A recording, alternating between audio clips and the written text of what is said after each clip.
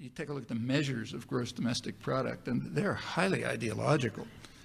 I mean, for example, one of the ways to increase the gross domestic product in the United States is to do what in fact is doing, not repair roads.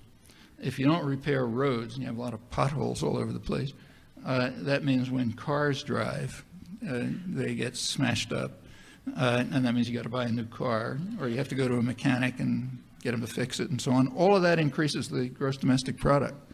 Okay, you make people sicker, you know, by polluting the atmosphere. That increases the gross domestic product because they have to go to the hospital and you have to pay doctors and you have to have drugs and so on. In fact, what increases the gross domestic product has almost nothing to do with wealth. I mean, something, but it's not a measure of, you know, welfare in any meaningful sense.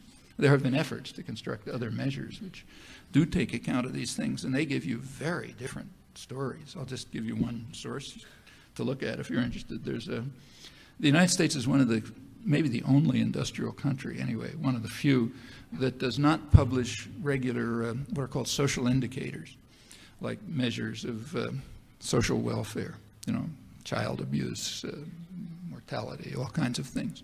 Most countries do it. Every year they have a social indicator measure.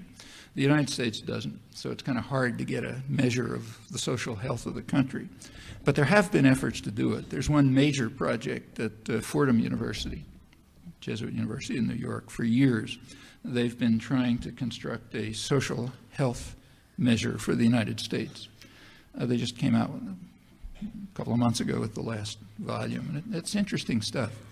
According to their analyses of the kinds of measures of the sort I mentioned, it turned up until about 1975, that is through the golden age, as it's called, social health went up more or less with the economy.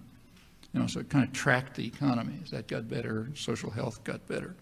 From 1975, they've diverged. The economy has continued to grow, even though more slowly than before, but social health has declined.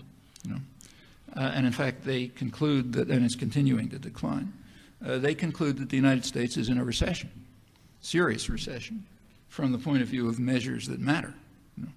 Well, that's when you're beginning to look at questions like, sustainable development, meaningful development. But that requires a completely different perspective on, all of these issues of economy and consequences and so on.